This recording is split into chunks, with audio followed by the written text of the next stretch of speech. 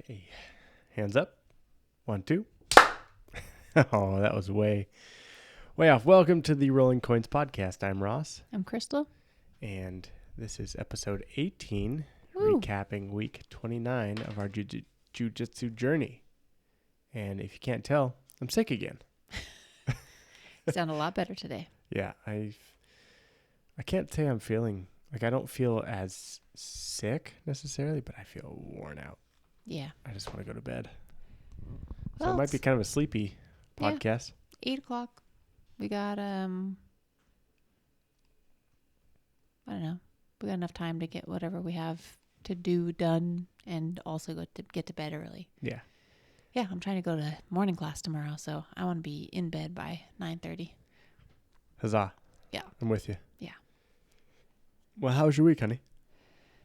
How was my week? I kind of forget where we left off last week, but I was definitely a grindy kind of week, but I got into, partially because you were sick, unfortunately, but I got into a lot of classes. I'm pretty sore. Rolled more in the last week than I have since probably like just before the competition. Okay. So over a month, because I traveled for work, and then work schedule changed, and I was going to like 2 classes a week, and then 2, and then 3.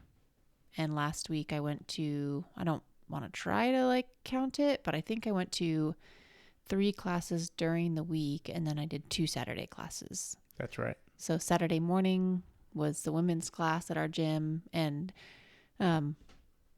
basically all white belts, and then a purple belt instructor, and myself and one other white belt have been around for a decent amount of time. I was going to say, not only white belts, but like people doing their first ever class. Yeah. So that class was, I think it's only like 40 minutes or 45 minutes long. It's very short. They don't roll. And I'm showing up just to be present, be a good partner. Support the program, be part of the community. Yeah. So that, I felt comfortable doing 2 classes on Saturday since you weren't going to go to the regular class. And our son takes classes right in between the 2. So we kind of did that handoff because you didn't want to be in the gym sick. And so yeah, I took women's class, drove myself there. You dropped our son off, and then I took a second class. So I think that was class number 5, the second one. Nice. And yeah, I don't know. I'm kind of like rolling out right now. My like upper neck and traps are pretty tight because we did a bunch of push-ups as a part of like a gamified part of class on Saturday. And I never do push-ups anymore. And even when I was fit, I hated doing them. So I'm sore there. And I don't know. What was the game? So we are working on open guard this week. And this coach in particular, he's very hard to pass his guard. So I trust his tips when it comes to playing guard, I guess. And he was like, I want to break some bad habits that some of you have. And I just felt like he was speaking directly to me. And I know it's not just me, but like I have a tendency to like knee shield a lot, and I feel safe. And I'd say that is probably like a natural strong suit of mine, is that I can use my knees to shield myself pretty well because of my hip flexibility. But I cinch myself into kind of like, we were calling it reverse turtle. Yeah. But like on my back, I pull myself into this like balled up position because it feels safe. And I'm like preparing myself for someone to come crashing down on me.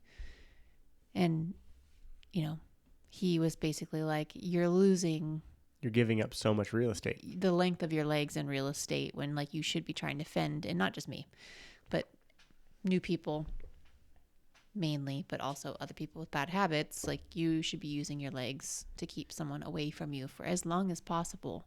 And then if they come in on you, then you use your knees and your arms and, whatever else you have to block them. So the game was, we have 2 lacrosse balls in our hands, and we are on our back in open guard. Someone's trying to pass our guard, and we're trying not to rely on our hip or our grips.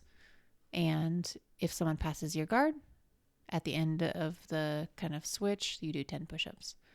if you get swept by the person who has the balls in their hand and they're in open guard, then you also have to do 10 push-ups. 20 push-ups. Well, for maybe, our class. yeah. He probably was like, that sucks. Do 20. I think so. So that was part of the push-up thing. And then we also played another game where we had one ball in the center kind of sitting on a cone. And it's like 3, 2, 1. Someone snatches the ball. The person who has the ball is trying to not get submitted while still holding onto the ball. The other person is trying to submit them. If they submit them, they take the ball. And at the end of, I don't know, maybe a 3-minute round, whoever has the ball wins. Doesn't have to do push-ups. So yeah, I got my guard passed a couple times, and so I did some push-ups, but like 30 push-ups on my knees is still a lot for me right now, apparently. Yeah. Shocked the system a little bit. I had to play that game with coach. Yeah. In the front of class. And so I was doing 30 push-ups in front of everybody. And I was like, I feel so attacked that I have to do this in front of everybody. Yeah, totally. So yeah, it was fun. He was like, we're not going to like do like games all of the time, but I think that this is a good opportunity for us to like do something a little different. I had a blast. Yeah, it was great. He's also dealing with a hand injury right now, so he's been having to hold on to a ball during rolls, and I think that's what got him thinking. And just kind of, I guess, to get into my week, I really appreciated that gamification or just like that topic this week because obviously, like I said, I have a tendency to ball up, and I have fairly long limbs, so... And I have very like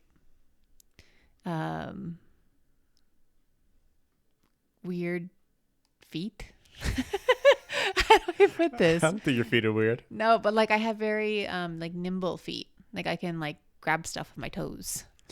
Right? What was it that didn't you like tie shoe your Yeah, like someone shoes? like dared me to like or like bet me that I couldn't tie my shoes tie a pair of shoes with my toes. Like full bunny ear. Yeah, like how I do it, how you do it. I did it. So so like I'm like I think I can like use my feet, grippy feet. I'll just say grippy feet. And longer legs. So like why am I not playing spider guard? Or like why am I not like doing more open guard? Yeah. And even just those 2 days of drilling like that, like I was like, oh, this is working. Like, it was almost immediate how much it transferred. Yeah. And how much I just felt I was keeping people away from me. Like the other white belt that I drill with a lot, I was like, oh, I can keep her away for quite a long time doing this. And then I was rolling with another female purple belt, and I have no idea like how hard she was going on me, but I also, for the majority of our round, was keeping her back too. And I was like, oh, this feels pretty good. And I'm not like getting like, I tend to try to like not get crazy with either of those women who I just mentioned. So not that I try to get crazy with anyone, but if like a bigger guy was coming at me, like I could kind of like turn it up a couple of notches. Yeah. And still felt like I had a little bit more in the tank. So I was like, oh, this works. Our dog's barking, so we're just checking on him right now. He's on a play date. What else? We did open guard with one of the coaches. So that was like Monday and Saturday. Yeah. And then on Tuesday, which is no-gi, and Wednesday with our like primary head professor. What did we do? Well, you takedowns. You did Tuesday and Thursday. Yeah, that's right. Tuesday, Thursday. So one was no-gi, one was gi, but same professor. And we did a variety of takedowns. And one day specifically of no-gi takedowns, which I really appreciated because if I am going to do the competition in July, I will end up doing no-gi. And just want a couple more skills in my tool belt. Yeah. And then the last highlight of the week is that our son Jacob got his second stripe. He got his second stripe. So shout out Jacob. He's the sweetest. I was watching his class, thankfully, and I could see that they had 4 stripes kind of pre-hanging from the little shelf. And I was like, you know what? He's been doing so much better. Like, I really hope one of these is his today, because the last time kids got stripes, he cried. And he's been doing jiu-jitsu for like almost a year now. Pretty close. Yeah. So the fact that he's only had 1 stripe, I'm like, dang, man, that's been a tough slog. Yeah. Because like a kid that he got his first stripe with already has 3. Yeah. Yeah. And a kid that came in after him has 3 too. Yeah. So like So I'm really happy for him. He is. And that's to say he's very motivated by the stripes. He is. I mean, he's a kid. Of course he is. I mean, you know, like I could see and the kids are mean about it. They're like, oh, sorry, you only have 1 stripe. Get back there. Like, the adults don't care. You know, they might care silently. And we can talk about that a little bit today, because I think it's a good topic for a theme for this week. But yeah, he wanted it really bad. I really think he deserved it. I think he deserved it earlier, and then he had a bit of a regression, and so it just kind of set him back, unfortunately. But he kind of started crying. He started tearing up a little bit, like emotionally happy. Yeah. And he was like so surprised that they called his name, and he's like looking back and forth wide-eyed, and like me and the parents that we're friends with are like, yeah, Jacob. And he kind of like turned around and looked, and we're like, go. That's you, dude. And he like, just like no smile, just like what, like looks like he's about to barf, you know? Yeah. Walks up, gets his stripe. I start recording. He comes back holding onto his belt, and he like looks at us and like smiles a little bit, and then just like looks down at his belt, and then turns around. And I can tell based on like the big breath that he took as he's turning around that I was like, oh, he's feeling really emotional and overwhelmed right now. And then I see him start to like wipe his eyes as he, you know, I can't see him, but I know that like he's like tearing up and wiping his eyes. And I was reflecting on it today and thinking about how, like, you know what, I'm so happy that our son, part of it I think is that he has high emotional intelligence. He has high EQ. He will probably always have a high EQ. But also I am very grateful that he feels comfortable expressing his emotion that strongly, because sometimes for people, like high emotion, like good or bad, equals crying. And I am one of those people. And I'm, you know, raising boys. I'm like, I want them to be comfortable expressing their emotions, however that may be. Like the little one that we have is probably going to like scream and stomp, and that's going to be his thing. And the older one might cry. And like, I want him to feel comfortable doing that.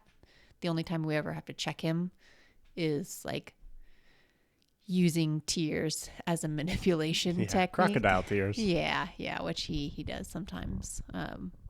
But just that he's like so in touch with his emotions that he can feel them so strongly that it'll bring tears. I'm like, oh, good for him. Yeah. So proud of him. Yeah, I'm really happy that he stuck with it. Yeah. Yeah, totally. I mean, we were very close to pulling him. Very close. For a number of reasons, just dynamics with other kids and like the regression he was experiencing going into the new gym, the fact that they had to lump together 4 to 8-year-olds. There's a lot of stuff going on. And really, it's like, I love it. And I don't want to be that parent that's like shoving my kid into something just because I like it. But he kept saying he loved it. That's what I was going to bring up is like, we've never forced it on him. No. We tell him to like try harder. Or like, okay, we're going today. Yeah. You know, but if he said he didn't want to do it, it would be okay, great, we're done. Yeah. You know, or you're done. We'll find something else for you to do. And we were looking for other stuff, but for whatever reason, he turned a corner, and getting the stripe, I think that just... I hope it keeps him going, because he has been like actually, I mean, not the best quality drilling, but he's actually trying to do the moves in class, and he's just so like resilient.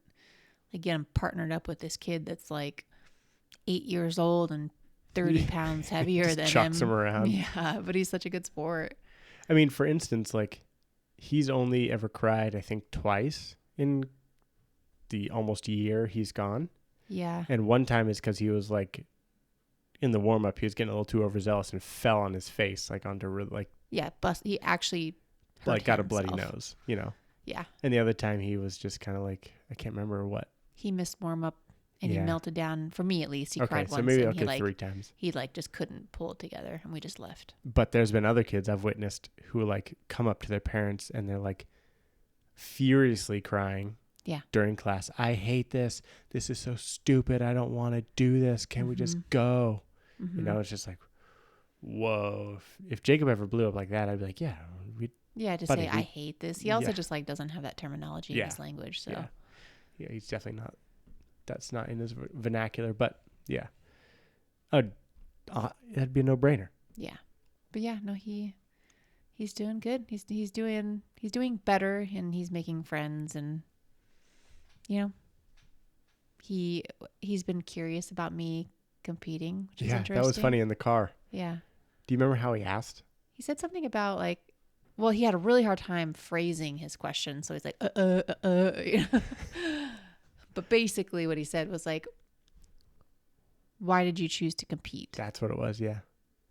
And I was like, jiu-jitsu? Why did I choose jiu-jitsu?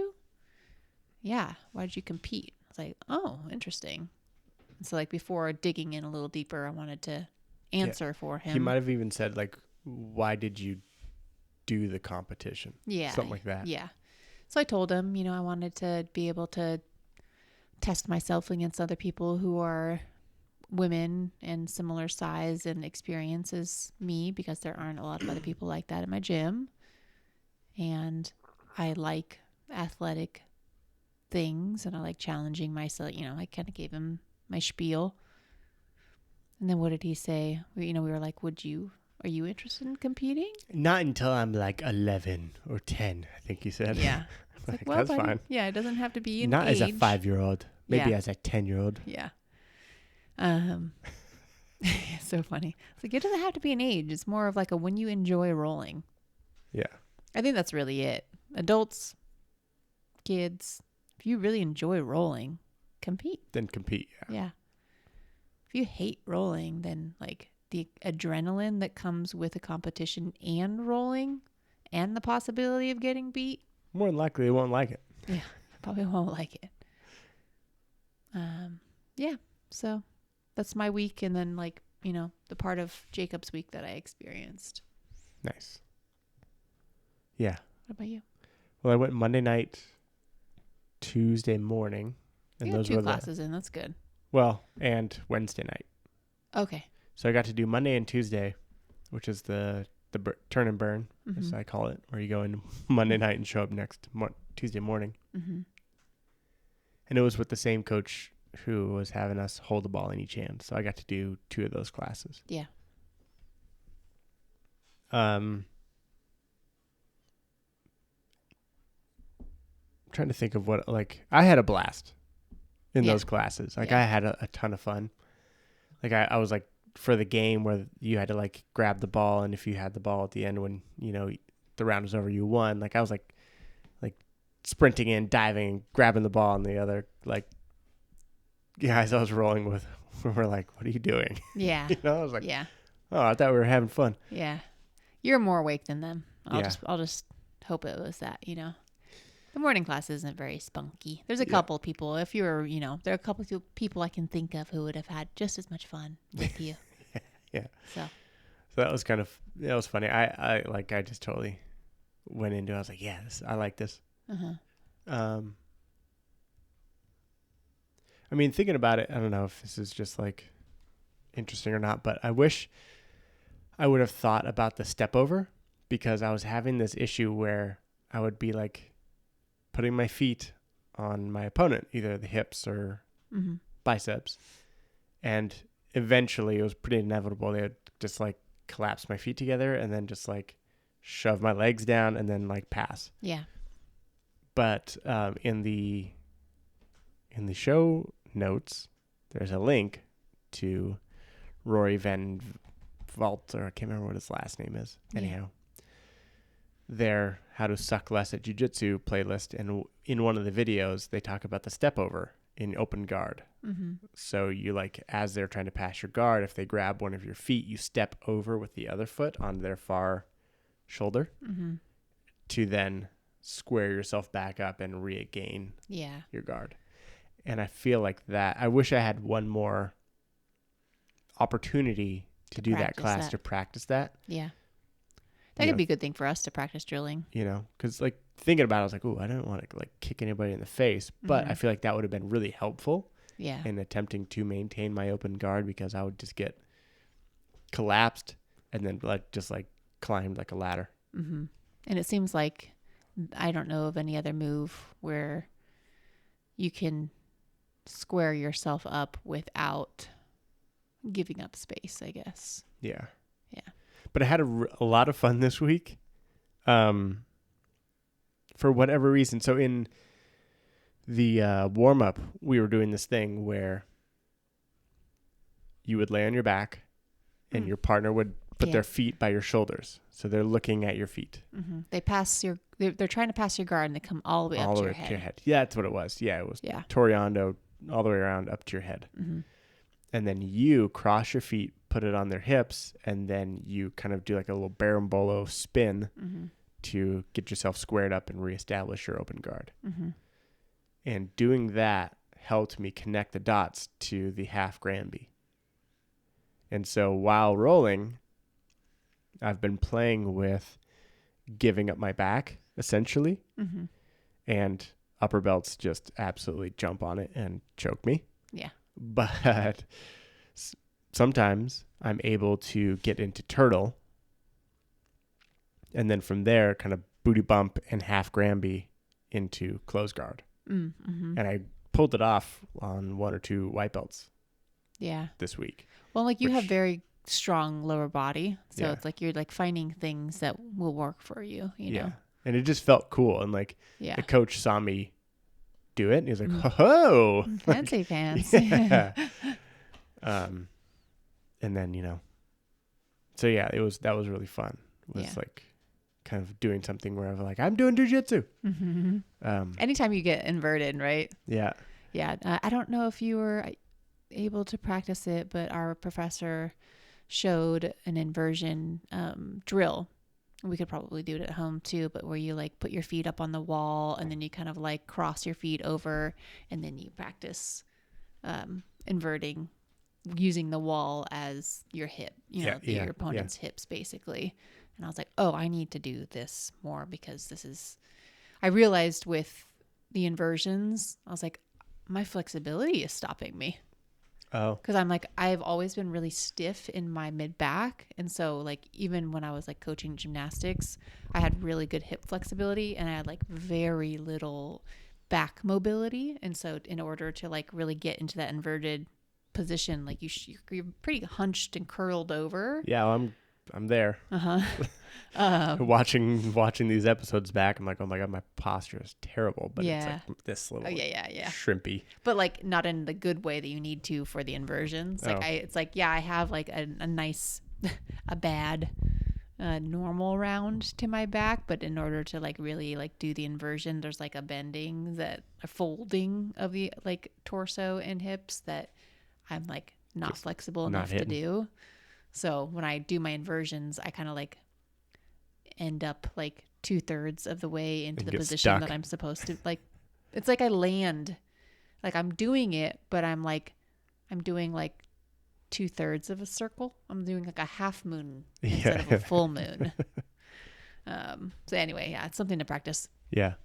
But yeah, it's been a fun couple of weeks, like restarting the curriculum from ground zero. I guess we both missed week 1, but I mean, that's fine. Yeah. But then Wednesday night I went, and it was takedowns. Lead professor takedowns. Yeah. And we've talked about this a couple times personally, but his classes are super fun because you learn this whole sequence that goes from like stand up or whatever position, whatever start would be. Mm-hmm. Sometimes it's like butterfly guard or, X guard. You go from start all the way to finish. Mm-hmm. And it all makes sense. It's all one chain. And then there are branches to that chain to either get to the finish faster or apply your choke or if they do this, armbar then in you a do different that. way. Yeah. So his classes are always super fun to like go through that. Not to say that the other classes aren't that way, but there's just the other classes are mandatory to be able to keep up with his classes. That's right. Yeah, that's what it seems like. Like his classes are like this sounds really weird to say, like, because I don't mean it in like a creepy way, but it's like, it's dessert. You know, it's the sweet treat. It's like the reward for like busting your butt and like learning all of the things that he requires in order to do these things. I think upper belts, like at least for like a newer person, right? You go to his classes and it's like, oh, cool. I finally know what butterfly guard is, and I know what he means when he says an overhook, and I know what he means by this, and I generally know what an armbar is. And so like I can finish and drill all of these things, but I'm probably not going to it's not likely I'm going to do all of this in a roll, because the speed and efficiency that I need in order to do this is like far beyond where I'm at right now. But you learn all of the steps to get there in the fundamentals class, or, you know, the slower pace classes, or the smaller morning classes where the instructor can actually like sit with you and help you and really drill those things in. So I think it's just a nice balance. Well, I'll tell you, I always fantasize about doing the entire like sequence that he coaches like in a competition. I mean, I had my fantasy sequence and I actually did it in a competition. So it can happen. Yeah. It's just that you have to like be realistic about the odds. Yeah. You know. So. But then Wednesday night I got sick. Yeah. And by Thursday, I think we were going to go together. It was going to be a date night. But our babysitter bailed. Her babysitter bailed, and I was like, oh, maybe that was a blessing in disguise, because by Thursday night I was like, yeah, because it was like I had the opportunity to go on Thursday morning and Thursday evening, because we were planning on both going together on Thursday evening. And I was like, you know, I really, you know, we're getting to bed late on Wednesday. Like, you're kind of feeling a little iffy. I don't need to go tomorrow morning. And you were like, nah, I'm not going to go tomorrow morning either. We'll both go tomorrow evening. Yeah. And then by Thursday, you're like, I'm sick. I'm not going. And I was like, well, you already gone to 3 classes, so I'm going to go to Thursday. So it's funny. I'm hearing that in my ear. Do I have to go get our dog? Yeah, maybe we pause for a second. Okay. Okay. We're back. So you got 3 Wednesday. classes. Yeah.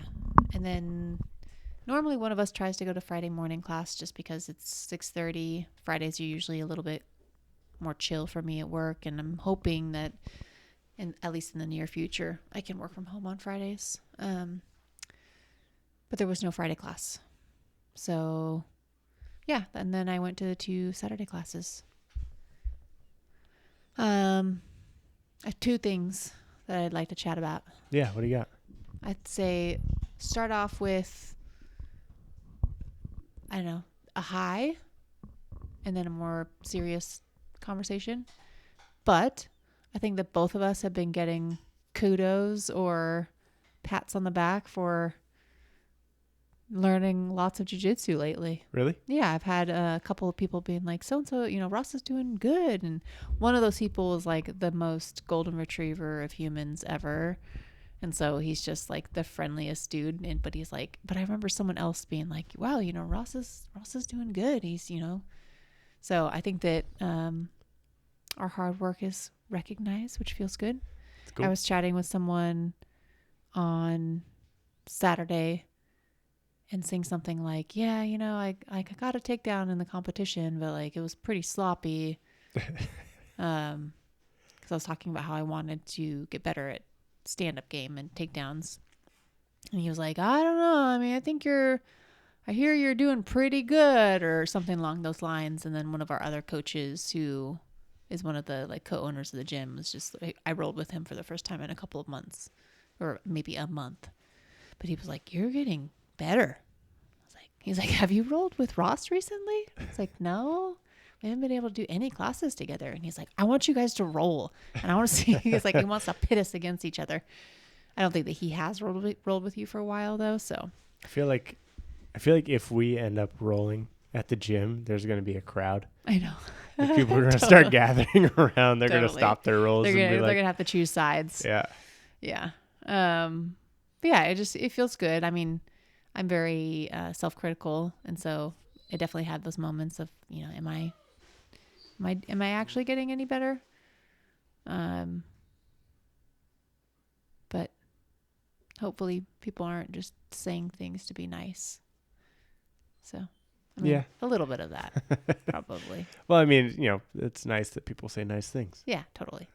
I hope that I am getting better and that people wouldn't feel the need to be like, "You're getting so much better." Just to gas you up, yeah. No, I don't need that. No. I don't need that. I want like honest feedback. I think it's honest. Yeah.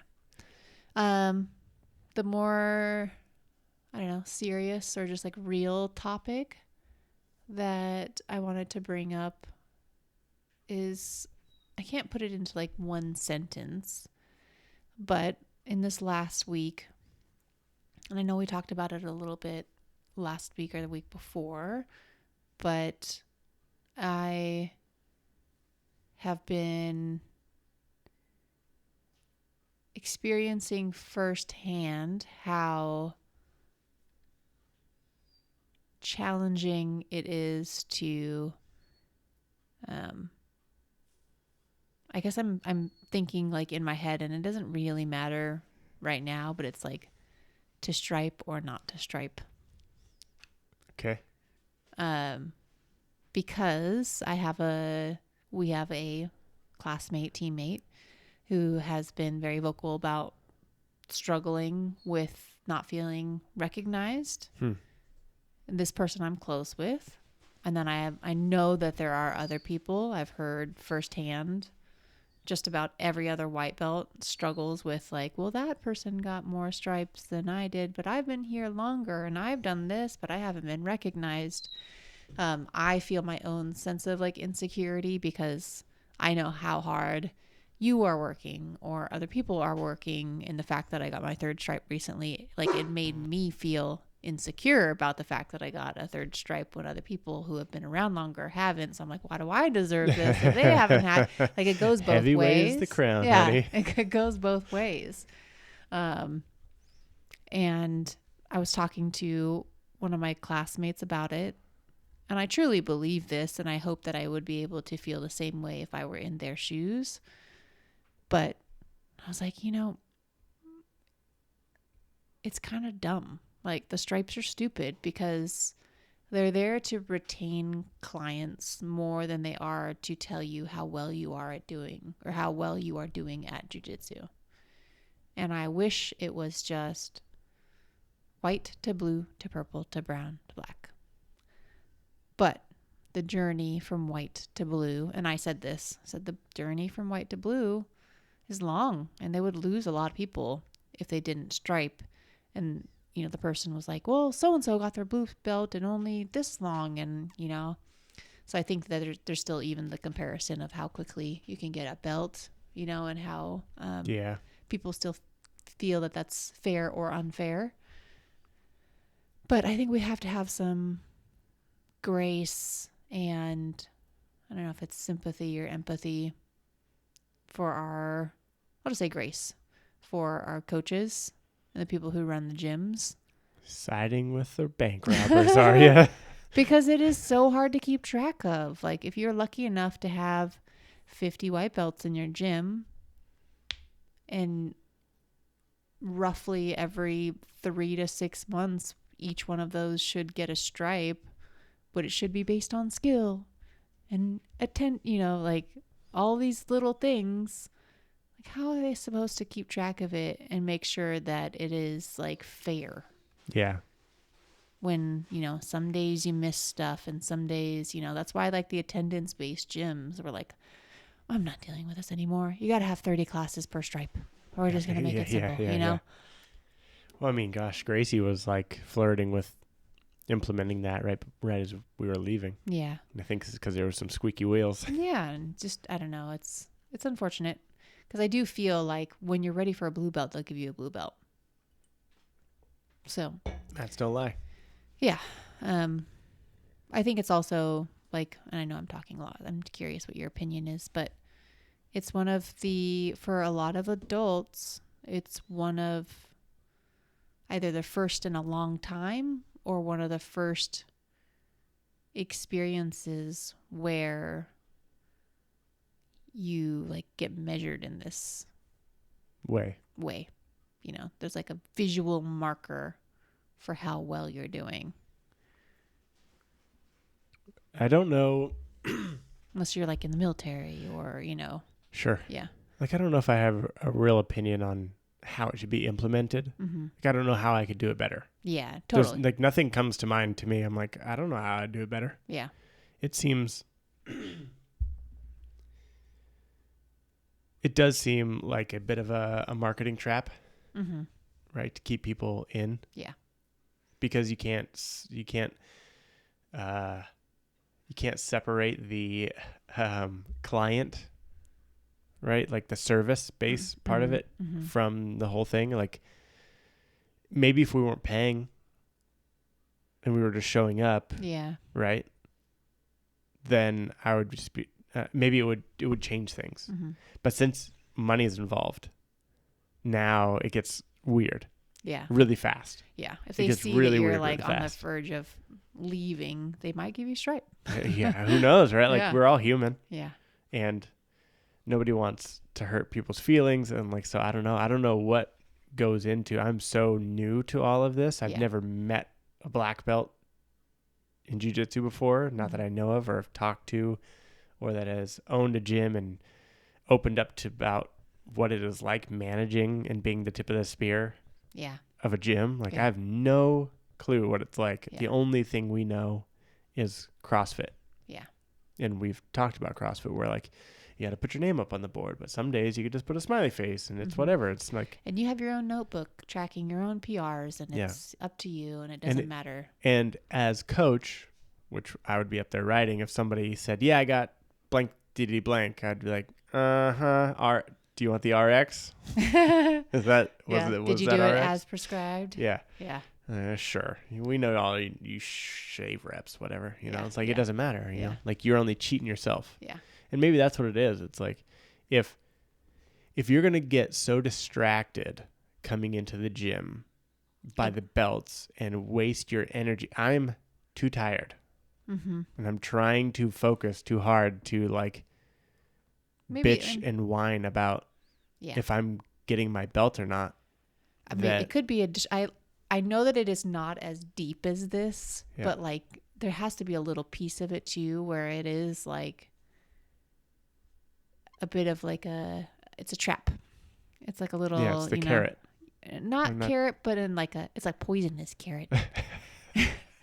You know what I mean? It's the one you never get this. Well, to it's grab. like, no. Like it's, this isn't true, but sometimes it feels like it could be, where the professors know that there are people who come into the gym that will get distracted by the poisonous carrot. And, you know, they know that it's dangling there and they're not trying to like taunt or tease people with it, but they're like, I'm going to keep that carrot there because it's going to show people's true colors. Right? Yeah. And like some people will get so distracted by like the shiny object or whatever that like now they show me that like there's a weak link in their system and like I'm going to wait for them to resolve that before I'm ready to promote them. Maybe it's all vibes based, but also like if you come in with a bad attitude, they're going to see that. They're going to feel that when, you know, what they really want you to do is just come in and try to get better. Yeah. So it's not to say that I haven't had feelings. We've talked about it on the podcast about not getting a stripe, but I truly do feel like I have worked through it and it feels good. I do feel like I can just show up and just try to learn. Yeah. And I really don't give a fuck. Yeah. And when you get it, you'll be excited because Yeah. of course you will. Yeah. Yeah. You're like, wow, someone recognized my progress. Yeah. And then you'll hopefully be able to move on and keep on keeping on. Yeah, keep it on. Because, like, in the end, what I really care about is that I know jiu-jitsu and somebody out there doesn't know jiu-jitsu.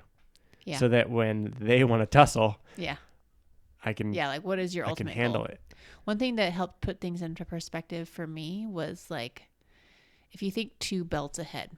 So if I can, like, predict the future, and let's say I'm a year away from getting a blue belt, and I'm at a blue belt. I don't know how long it usually takes, but let's say I'm at a blue belt for 2 years, just for easy math, before I get a purple belt. If in 3 years I will get a purple belt, why does it matter if when I get a blue belt shifts by 3 to 6 months, up or down? Or down, yeah. Because the journey to purple belt is going to be from where I am right now today to how skilled a purple belt must be. And then you're like, well, that purple belt might shift a little bit because the journey from where I am today to a brown belt is exactly the same, and so on and so forth. Yeah. And so that it makes a lot of sense why they used to, like, now I'm like, oh, well, that's why they used to just have white or black. Yeah. Because it's, you don't know the art and No, you do know the art. Which was kind of like my light bulb moment of like, oh my God, it does start at black belt. Mm-hmm. Like, oh, we're just learning how to do it. We're learning from how white to play the game through the colors. Mm-hmm. And then once you're a black belt, you're now actually doing jiu-jitsu. Yeah.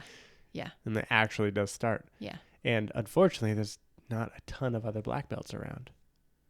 I think that's kind of like it's like it takes so long to get there Mm-hmm. that,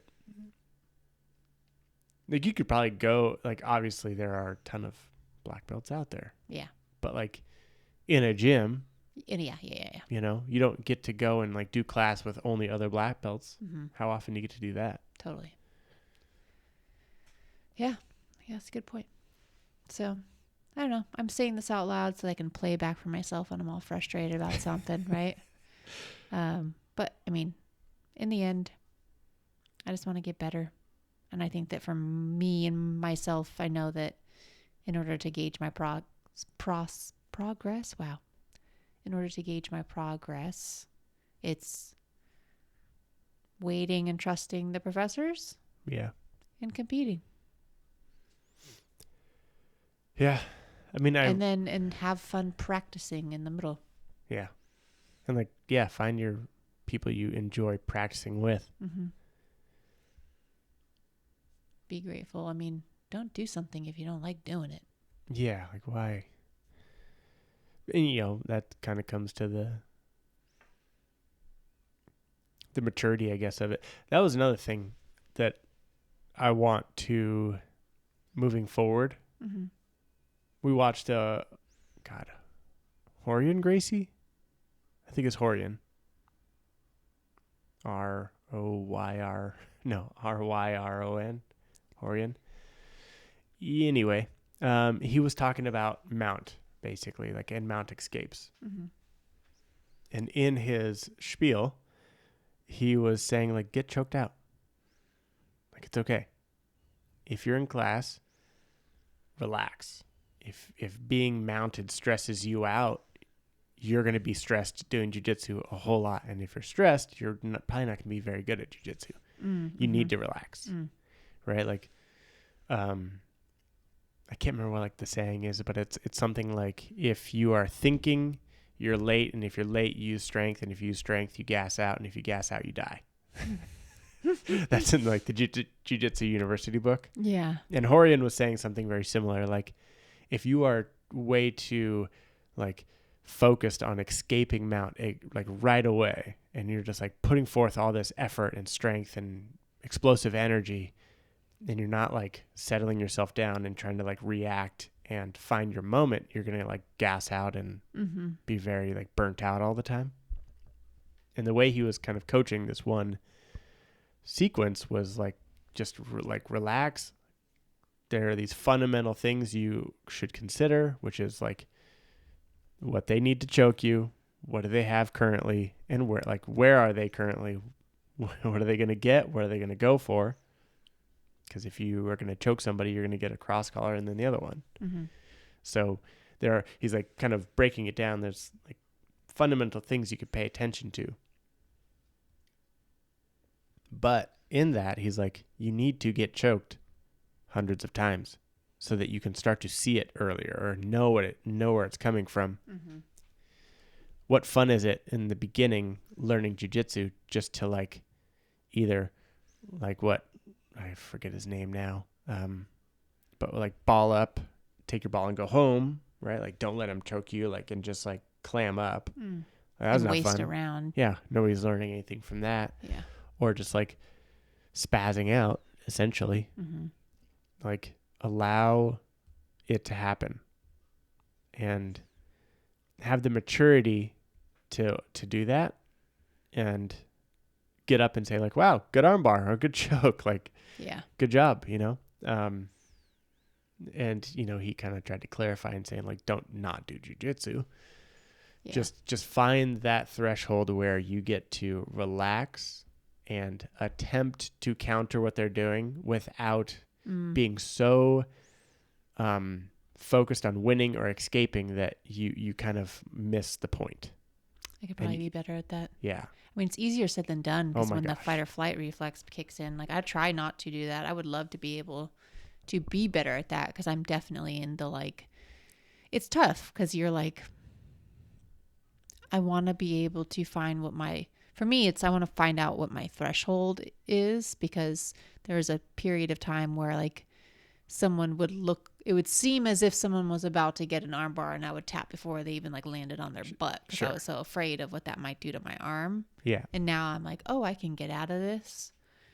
I don't know. Maybe I'm not doing it wrong quite yet, but I do think that's something to be very conscious of. Yeah. It was just like I'd like to keep that in mind. I want to play with that frame of mind next time I roll and not be so. I've heard people say that about our main professor where they're like, you know, if you get a perfect setup for a submission, like he'll let you have it from time to time because he wants you to feel what it's like to, like, you did everything right. And just because he's so good, he can get out of it. But sometimes he won't get out of it because you're not always going to be against someone so good. Yeah. So it's like a reward for you doing everything correctly. But if you set it up incorrectly, he's like, hell no, you're not getting this. I'm not letting you get a sloppy one. Yeah. Which I'm like, that's great. Yeah. Well, we've been here for about 47 minutes. Pretty good. And 54 seconds. Okay. I don't want to get into anything else bigger, but I would just say, what's your goal for the week? You're starting to feel a little bit better. Starting to feel a little bit better. I'm fingers crossed I'll get in tomorrow night. We'll sit down and go through our schedule, but 4 to 5 days. Yeah. You know, normal week. Normal week. Mm-hmm.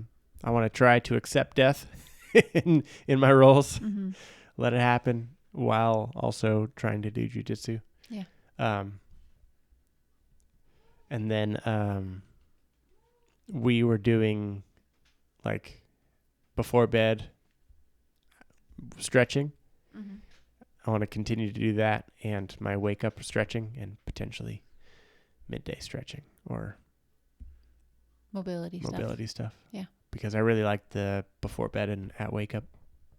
I really liked them. So I want to keep doing that. Cool. Yeah. And life is not any easier right now. So we just have to be on our A game right now. Yeah. What about you? Same. Work still busy. I have a work offsite, like it's not a retreat, but it's just in a pretty location in Yosemite. But I will be gone next Monday through Thursday. So I won't be able to do jiu-jitsu. I mean, maybe I can get into the morning class on Monday. That'd be great. Depending on when I get back, maybe Thursday evening. I'd love to be able to try to get a couple classes in that week, but because I might not be able to get too many in that week, I would love to get in 4 to 5 days this week. And I think my goal,